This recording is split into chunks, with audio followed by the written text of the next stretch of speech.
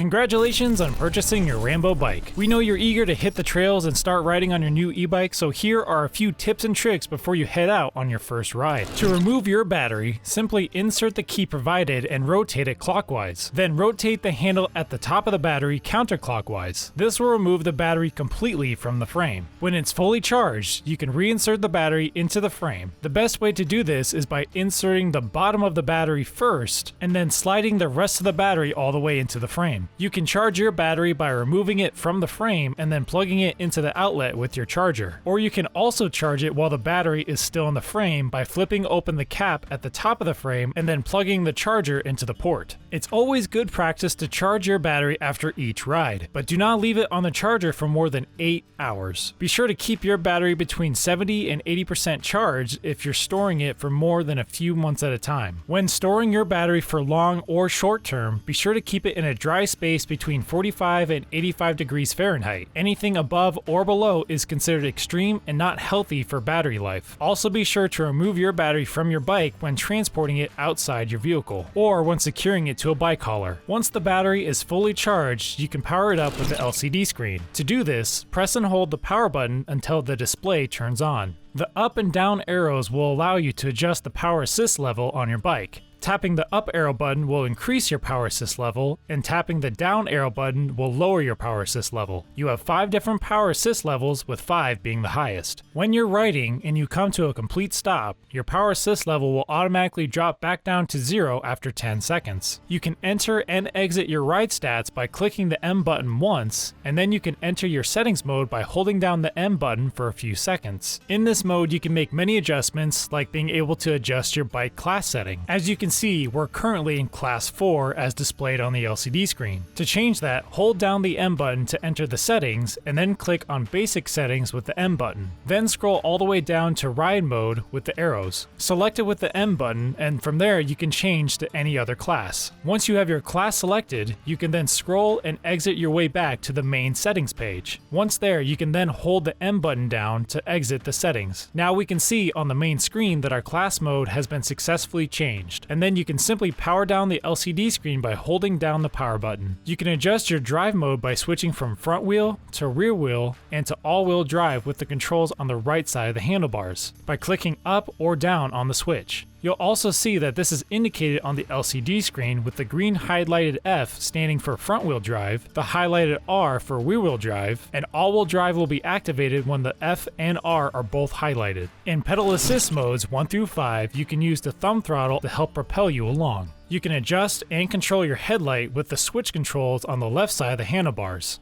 Switching to the G will activate the green headlight mode, and then switching to the W will activate the white headlight mode. And then you can simply power off the headlight by switching to the O for off. Your brake controls are located on the left and right side of the handlebars. Your front brakes are controlled with the left brake handle, and your rear brakes are controlled with the right brake handle. You can adjust your gears with the shifter located on the right side of the handlebars. Low gears are good for climbing hills, and high gears are good for higher speeds. To shift into a lower gear, press forward on the thumb paddle until you hear a click, and then you can shift into a higher gear by pressing down on the finger paddle until you hear a click. You can see which gear you're in by the sliding indicator. This may take some practice, but shift accordingly to your terrain.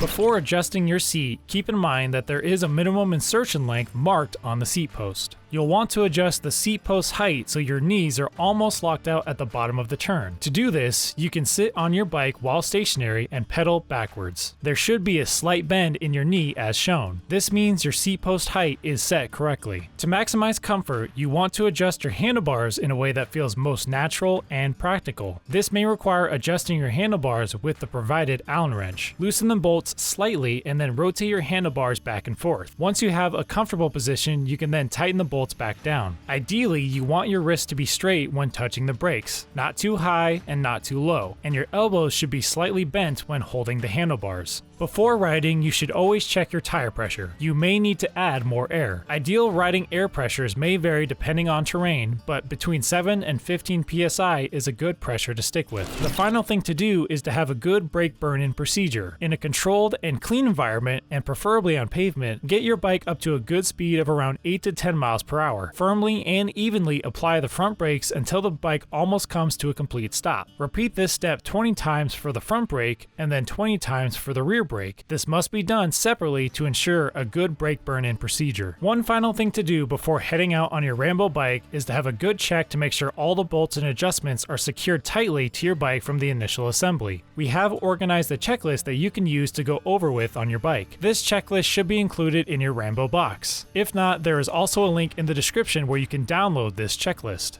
You are now ready to take your Rambo bike out on its first ride. Congratulations again on purchasing your Rambo bike. Be sure to follow and tag us on social media with your Rambo bike adventures.